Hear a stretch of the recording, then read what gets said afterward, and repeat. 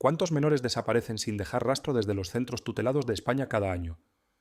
¿Quién organiza su traslado clandestino a través de fronteras internacionales? ¿Qué destino final aguarda sola a estos niños y adolescentes vulnerables una vez que cruzan el Mediterráneo? En las Islas Canarias, territorio fronterizo donde convergen rutas migratorias de 3 continentes, las autoridades españolas acababan de descubrir una de las operaciones más complejas y perturbadoras de tráfico de menores tutelados jamás documentada en el archipiélago. La Operación Tritón revelaría no solo la existencia de una red internacional perfectamente estructurada, sino también las profundas vulnerabilidades de un sistema de protección que, en teoría, debía salvaguardar a los más indefensos. Esta investigación policial demostraría que el tráfico de seres humanos no distingue edades, y que los menores bajo tutela administrativa pueden convertirse en mercancía para organizaciones criminales que operan con una precisión empresarial alarmante. La noticia sacudió los cimientos del sistema de protección de menores en España. La Policía Nacional anunciaba el desmantelamiento de una red internacional dedicada al tráfico de menores desde las Islas Canarias hacia Francia, en el marco de una operación bautizada como Tritón. Los números eran contundentes y perturbadores. 11 personas detenidas en 3 provincias españolas, 4 de ellas ingresadas en prisión provisional, 14 menores desaparecidos de centros tutelados y una estructura criminal que abarcaba 4 países en 2 continentes. Los delitos imputados configuraban un catálogo de vulneraciones que evidenciaban la sofisticación del entramado: pertenencia a organización criminal, falsedad documental, tráfico ilegal de personas, delitos contra los derechos y deberes familiares, encubrimiento y pornografía infantil. Los registros domiciliarios practicados en Lanzarote revelaron la infraestructura material de la operación. En 2 viviendas utilizadas por la organización, los agentes intervinieron numerosos documentos que evidenciaban la falsificación sistemática de identidades y autorizaciones de viaje. Entre los efectos personales se encontraron pasaportes en distintas fases de manipulación, sellos oficiales falsificados y documentación administrativa que simulaba autorizaciones de tutores legales. Los dispositivos electrónicos incautados contendrían, según las fuentes policiales, registros de comunicaciones cifradas con otros miembros de la red en Marruecos, Costa de Marfil y Francia, además de material fotográfico relacionado con los menores. El dinero en efectivo intervenido, de cuantía no especificada por razones de investigación, demostraba el flujo económico que sustentaba las operaciones de traslado y documentación fraudulenta. El protagonista central de esta trama no era un individuo sino una organización de estructura transnacional. Sin embargo, la intercepción clave involucró a un ciudadano de origen mauritano que actuaba como transportista en el último tramo del viaje. Este hombre, cuya identidad permanece protegida por la investigación en curso, representaba el eslabón operativo que la policía necesitaba para desarticular toda la cadena. Su función dentro del entramado consistía en acompañar a los menores en vuelos comerciales desde Canarias hacia la península, presentándose como familiar o tutor autorizado mediante documentación falsificada. La elección de individuos con perfiles que pudieran parecer verosímiles, como acompañantes de menores africanos, demostraba la planificación meticulosa del grupo. Este transportista conocía las rutas, los horarios de menor vigilancia en aeropuertos y las técnicas para responder a posibles cuestionamientos de las autoridades. Su captura en el aeropuerto de Lanzarote, junto con 3 menores y una joven que se hacía pasar por menor utilizando documentación falsa, representó el punto de inflexión que permitió a los investigadores trazar el mapa completo de la organización. La red operaba con una distribución de funciones que reflejaba años de perfeccionamiento criminal.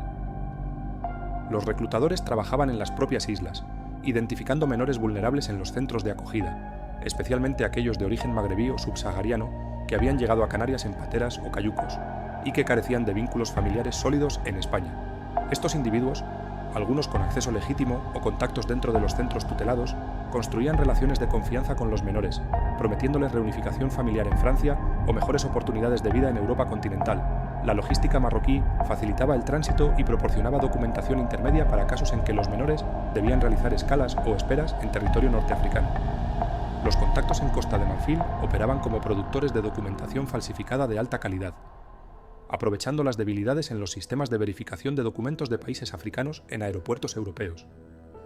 En España peninsular, la organización disponía de pisos de acogida temporal donde los menores permanecían ocultos durante días o semanas antes de ser trasladados a Francia. El pasado de esta red se remontaba, según las pesquisas, a estructuras previas dedicadas al tráfico de adultos que habían evolucionado hacia un modelo más lucrativo y menos perseguido: el tráfico de menores bajo apariencia de reunificaciones familiares o adopciones irregulares. La especialización en menores tutelados respondía a una perversa lógica criminal. Estos niños y adolescentes, al estar bajo custodia administrativa y no bajo tutela familiar directa, presentaban ventanas de vulnerabilidad durante traslados, permisos de fin de semana o transiciones entre centros. Las organizaciones criminales habían identificado estas fisuras en el sistema y las explotaban sistemáticamente. Además, la ausencia de familiares directos que denunciaran inmediatamente las desapariciones proporcionaba a los traficantes un margen temporal valioso para completar los traslados antes de que se activaran los protocolos de búsqueda. La investigación policial se inició cuando los responsables del Centro de Menores de Arrecife, en Lanzarote, reportaron la desaparición inexplicable de 13 menores tutelados durante un periodo de 6 meses, entre noviembre de 2024 y mayo de 2025. Estas desapariciones no eran fugas aisladas ni reacciones impulsivas de adolescentes conflictivos, sino eventos que compartían patrones inquietantes. Ocurrían en días específicos de la semana, afectaban preferentemente a menores de origen magrebí o subsahariano de entre 14 y 17 años, y en varios casos los jóvenes habían mencionado a compañeros o educadores que pronto estarían con familiares en Francia. Paralelamente, el centro de San Bartolomé de Tirajana, en Gran Canaria, reportó la desaparición de un menor en circunstancias similares, la concentración geográfica en las islas orientales del archipiélago y la coincidencia de perfiles no podían ser casuales. La Policía Nacional, consciente de la gravedad de los hechos, activó un dispositivo de investigación especializado, la Unidad de Delincuencia Especializada y Violenta, con experiencia en desarticulación de redes de tráfico de personas, asumió el control de las pesquisas. Los investigadores comenzaron por reconstruir las últimas semanas de estancia de cada menor desaparecido en los centros tutelados. Entrevistaron a educadores, personal de seguridad, otros menores residentes y revisaron registros de visitas, llamadas telefónicas y permisos de salida. Las primeras pistas surgieron de los testimonios de menores que permanecían en los centros. Varios adolescentes mencionaron conversaciones con los desaparecidos sobre un hombre que prometía llevarlos a Francia donde supuestamente les esperaban familiares. Otros recordaban haber visto a algunos de los menores antes de su desaparición recibiendo llamadas en teléfonos móviles que no pertenecían al centro. El análisis técnico cobró entonces protagonismo. Los investigadores solicitaron a las operadoras de telecomunicaciones los registros de antenas de telefonía móvil en las inmediaciones de los centros de menores durante las fechas de las desapariciones. Este análisis reveló patrones de activación de teléfonos no registrados que coincidían temporalmente con las fugas. Mediante técnicas de triangulación, se estableció que estos dispositivos se desplazaban desde los centros hacia zonas específicas de las ciudades de Arrecife y San Bartolomé, y posteriormente hacia el aeropuerto de Lanzarote o el puerto de Las Palmas. Los analistas de inteligencia criminal trabajaron con software especializado de geolocalización que permitía superponer los movimientos de múltiples dispositivos sospechosos en mapas temporales. Estos programas, utilizados habitualmente en investigaciones de terrorismo y crimen organizado, revelaron que los teléfonos no registrados mantenían comunicaciones frecuentes entre sí, configurando una red de contactos que operaba con sincronización milimétrica. Los metadatos de estas comunicaciones mostraban patrones de actividad que se intensificaban en las horas previas a cada desaparición de menores, con intercambios de mensajes breves que sugerían coordinación operativa. Aunque el contenido de las comunicaciones estaba cifrado mediante aplicaciones de mensajería segura, la mera existencia de estos patrones proporcionaba evidencia circunstancial valiosa. La vigilancia física se intensificó en estos puntos neurálgicos del transporte. Agentes de paisano comenzaron a observar los patrones de viaje, prestando especial atención a adultos que viajaban acompañados de menores en rutas hacia la península, particularmente hacia Madrid, puerta de entrada natural hacia Francia.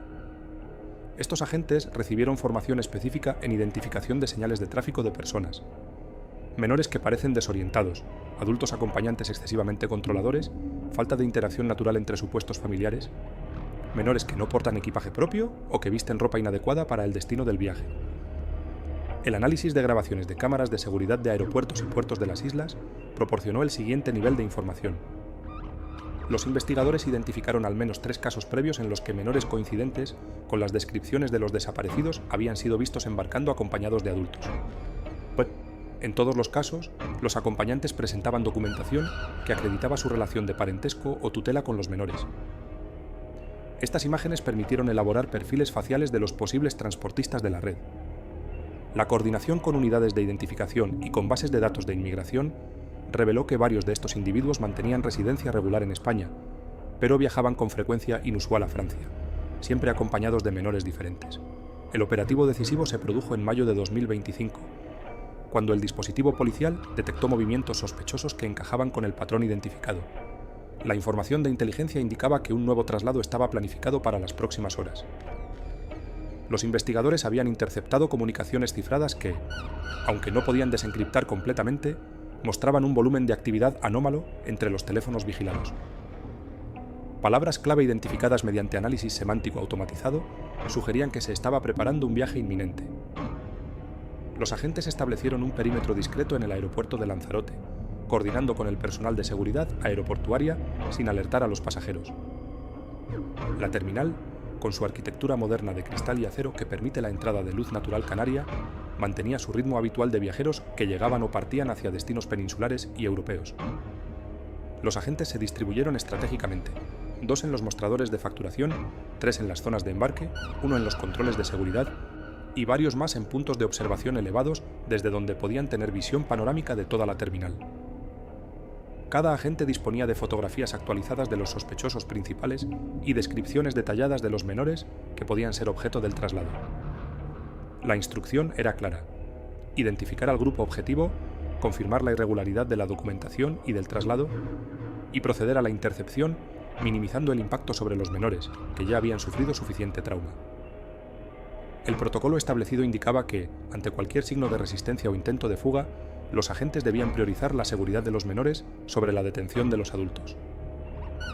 Vehículos policiales sin identificación exterior permanecían estacionados en las inmediaciones del aeropuerto, motores en marcha, listos para bloquear cualquier ruta de escape terrestre. El momento crítico llegó a media tarde, cuando las cámaras de vigilancia identificaron a un hombre de origen mauritano que se dirigía hacia los mostradores de facturación acompañado de 3 adolescentes y una joven. El grupo portaba maletas pequeñas y mochilas, evidenciando un viaje planificado con antelación. Los agentes observaron cómo el hombre presentaba documentación en el mostrador y cómo la empleada de la aerolínea revisaba los pasaportes y las supuestas autorizaciones de viaje de los menores. Nada en la escena alertó al personal de la aerolínea, lo que demostraba la calidad de la falsificación documental.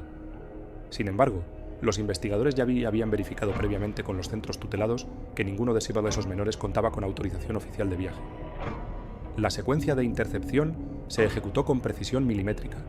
Cuando el grupo se dirigía hacia los controles de seguridad, 2 agentes de la Policía Nacional, uniformados, se aproximaron solicitando identificación de todos los miembros del grupo.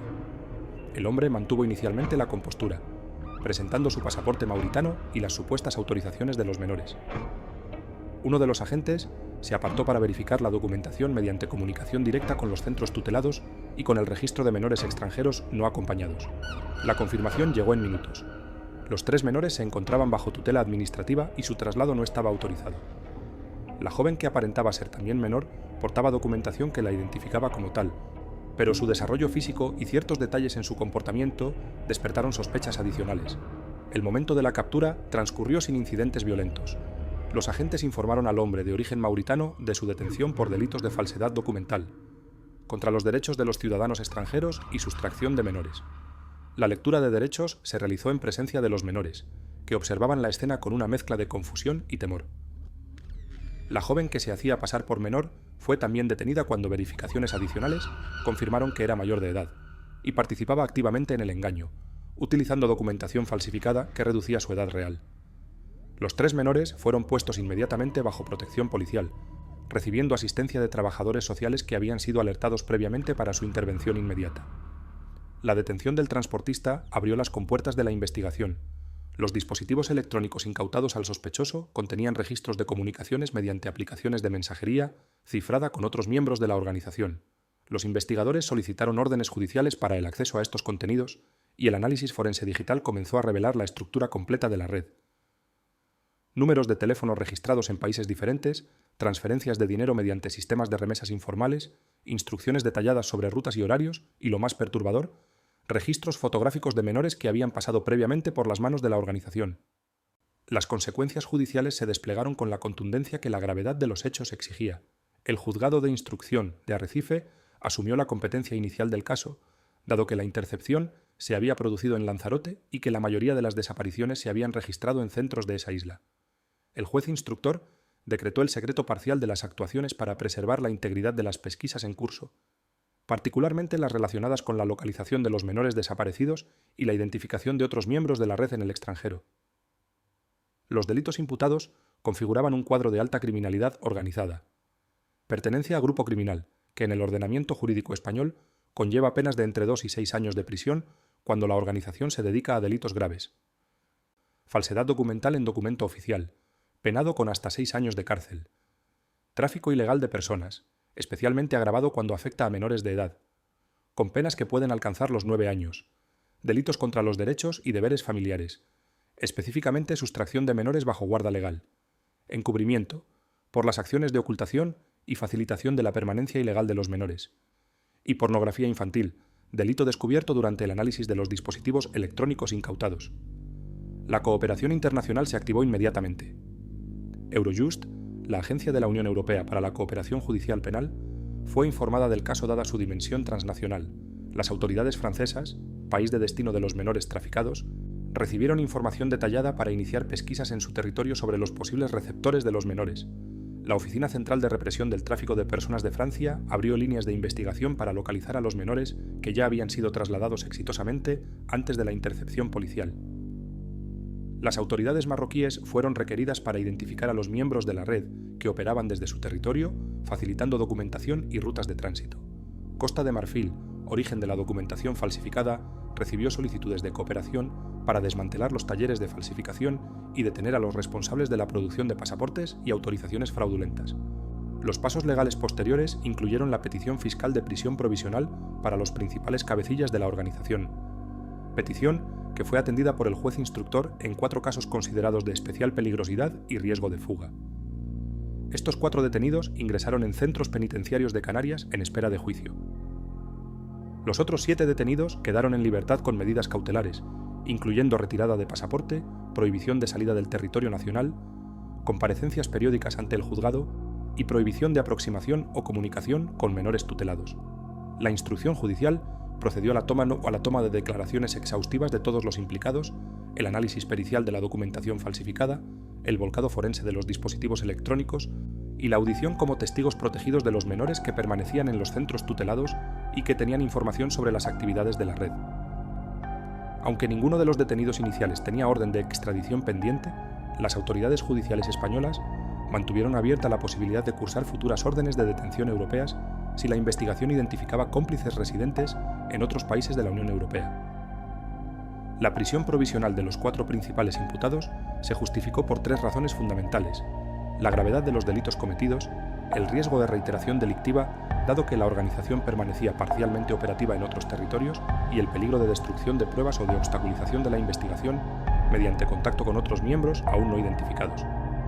El contexto ampliado de esta operación revelaba realidades perturbadoras sobre el tráfico de menores en Europa. El modus operandi de esta red no era único, sino representativo de un fenómeno criminal en expansión que explota las vulnerabilidades del sistema europeo de protección de menores migrantes.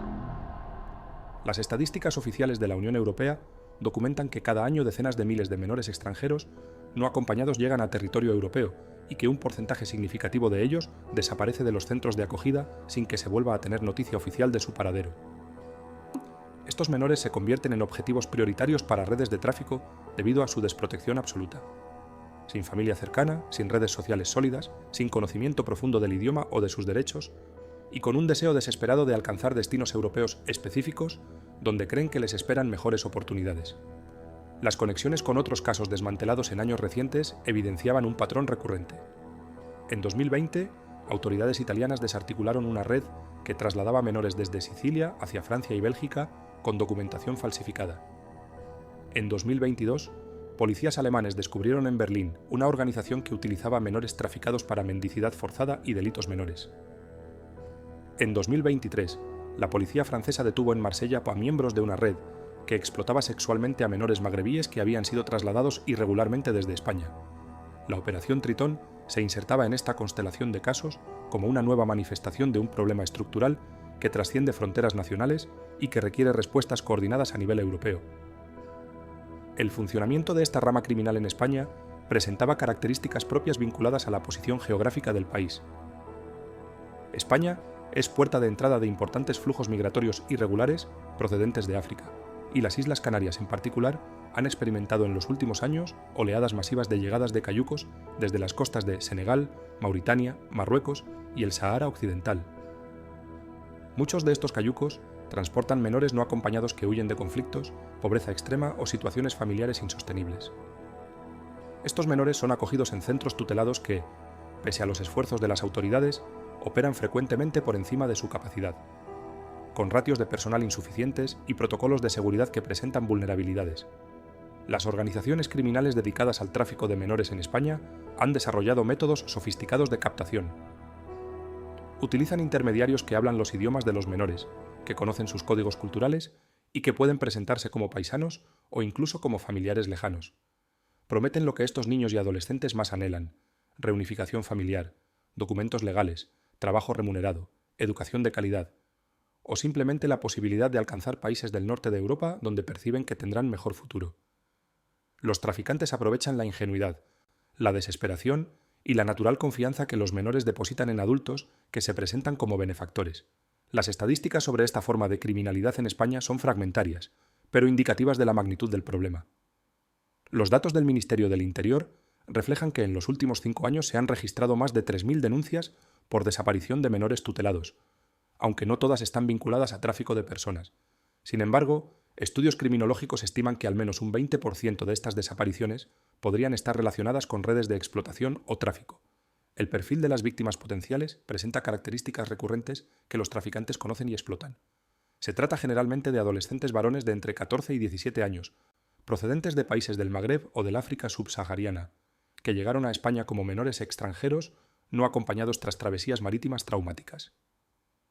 Estos jóvenes suelen tener objetivos migratorios claros: alcanzar Francia, Bélgica, Alemania u otros países del norte de Europa donde creen tener familiares, donde el idioma les resulta más familiar, o donde perciben mejores oportunidades económicas. Su permanencia en España es vista por ellos mismos como transitoria, lo que los hace especialmente vulnerables a ofertas de ayuda para continuar su viaje hacia el norte. En el caso específico de Canarias, el incremento exponencial de llegadas de menores no acompañados desde 2019 ha tensionado hasta el límite el sistema de protección, creando oportunidades que las organizaciones criminales no han dudado en explotar. Entre enero de 2020 y diciembre de 2024, más de 6.000 menores no acompañados arribaron a las costas canarias en cayucos. Los centros de acogida del archipiélago, diseñados para albergar a 500 menores, llegaron a tener en algunos momentos más de 1.400 residentes, obligando a las autoridades a habilitar instalaciones de emergencia en hoteles, albergues deportivos y antiguos edificios administrativos reconvertidos apresuradamente.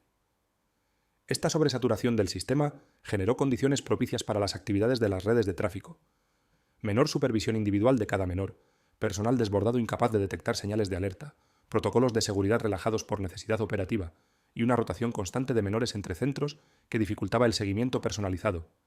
El sector criminal del tráfico de menores opera con márgenes de beneficio extraordinarios y riesgos relativamente bajos en comparación con otras formas de criminalidad organizada. Mientras que el tráfico de drogas o de armas genera constante atención policial y penas severas bien establecidas, el tráfico de menores se camufla frecuentemente bajo apariencias de reunificaciones familiares, adopciones irregulares o traslados consentidos, dificultando su detección y persecución. Además, los propios menores, por miedo, manipulación o desconocimiento, rara vez colaboran inicialmente con las autoridades, lo que complica la investigación y la construcción de casos judiciales sólidos. Las técnicas de falsificación documental empleadas por estas redes han alcanzado niveles de sofisticación alarmantes. Los pasaportes y documentos de identidad falsificados incorporan elementos de seguridad como hologramas, tintas especiales y chips RFID clonados que pueden eludir controles superficiales en aeropuertos y fronteras.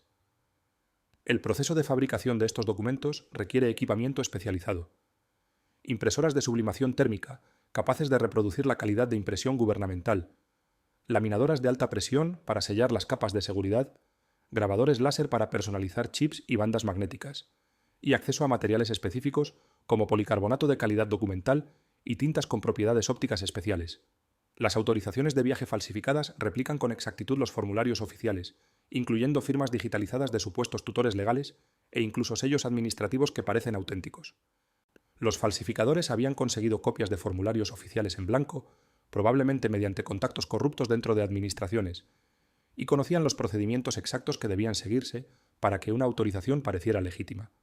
Reproducían con precisión los logotipos de comunidades autónomas, los formatos de referencia administrativa e incluso los códigos de verificación que, aunque no funcionales, daban apariencia de legitimidad durante inspecciones visuales rápidas. Esta producción documental requiere acceso a tecnología especializada, conocimientos técnicos avanzados y contactos dentro de administraciones o empresas de seguridad que provean información sobre las características de los documentos auténticos. El análisis forense de los documentos incautados durante los registros reveló que algunos contenían errores sutiles en tipografías o espaciados que solo un experto podría detectar, pero que funcionaban perfectamente en controles rutinarios donde los agentes disponen de segundos para verificar decenas de documentos. La investigación reveló que la red utilizaba rutas específicas optimizadas para minimizar controles. Los vuelos desde Lanzarote o Gran Canaria hacia Madrid se realizaban preferentemente en horarios de alta afluencia de pasajeros, cuando los controles de documentación en origen son más rápidos y superficiales. Una vez en Madrid, los menores eran trasladados a pisos de acogida temporal ubicados en barrios con alta población inmigrante, donde su presencia no despertaba sospechas. Desde Madrid, el último tramo hacia Francia se realizaba mediante transporte terrestre por carretera, evitando controles aeroportuarios adicionales, o mediante trenes de alta velocidad que cruzan la frontera franco-española con controles mínimos en el espacio Schengen. El destino final de los menores en Francia añadía otra capa de complejidad y horror al caso. Las investigaciones coordinadas con las autoridades francesas sugerían que algunos menores eran entregados a familias que los explotaban laboralmente en condiciones de servidumbre doméstica o en negocios familiares sin ningún tipo de protección legal o salarial. Otros menores, particularmente adolescentes varones, eran utilizados en actividades delictivas menores como venta de drogas al por menor, hurtos organizados o mendicidad forzada, aprovechando que su condición de menores les otorgaba cierta impunidad legal. El descubrimiento de material de pornografía infantil en los dispositivos de uno de los detenidos abrió la línea de investigación más sombría, la posibilidad de que al menos algunos de los menores hubieran sido destinados a redes de explotación sexual. El cierre simbólico de la Operación Tritón no marcaba el final, sino apenas el comienzo de una batalla más larga. Los 11 detenidos representaban solo el núcleo operativo visible de una red, que se extendía por 4 países y que había operado durante meses, quizás años, antes de su detección. Los 14 menores desaparecidos permanecían en paradero desconocido, convertidos en sombras que vagaban por Europa sin protección, sin derechos, sin voz. Las autoridades españolas habían logrado cortar una ruta, interceptar a unos operadores, incautar documentación y dispositivos. Pero las preguntas fundamentales seguían resonando sin respuesta completa. ¿Cuántos menores más habían sido traficados antes de que se descubriera el patrón? ¿Cuántas otras redes operaban con impunidad utilizando métodos similares? ¿Qué destino habían sufrido realmente los niños que ya estaban en Francia? La Policía Nacional emitió un comunicado sobrio y profesional al concluir la fase inicial de la operación. El texto enfatizaba el compromiso institucional con la protección de los menores más vulnerables y la determinación de perseguir sin tregua a quienes convirtieran a los niños en mercancía. La investigación continuaba abierta, las órdenes de búsqueda internacional de los menores desaparecidos permanecían activas, y los canales de cooperación policial con Marruecos, Costa de Marfil y Francia seguían operativos. El mensaje final contenía tanto una advertencia como una promesa. Ningún niño sería abandonado a su suerte, y ningún traficante encontraría refugio seguro en el territorio europeo. En las noches del Atlántico, frente a las costas de Lanzarote, el mar sigue trayendo cayucos cargados de esperanzas y desesperaciones. En los centros tutelados de las islas, otros menores duermen con sueños de alcanzar Europa continental, ignorantes de los peligros que acechan a quienes no tienen protección. La Operación Tritón había iluminado brevemente un rincón oscuro de la realidad migratoria europea, pero la oscuridad era vasta y las sombras numerosas. El nombre de la operación evocaba al dios griego del mar, señor de las profundidades insondables. Qué apropiado para un caso que había revelado abismos de vulnerabilidad infantil y depredación criminal en el corazón mismo de los sistemas diseñados para proteger. El mar guarda secretos, dicen los marineros. También guarda, en sus rutas y corrientes, las historias de los niños que cruzaron sus aguas buscando salvación y encontraron nuevas formas de cautiverio. La justicia española había ganado una batalla, pero la guerra por la protección de los más vulnerables continuaba, tan implacable como las olas que golpean, noche tras noche, las costas canarias.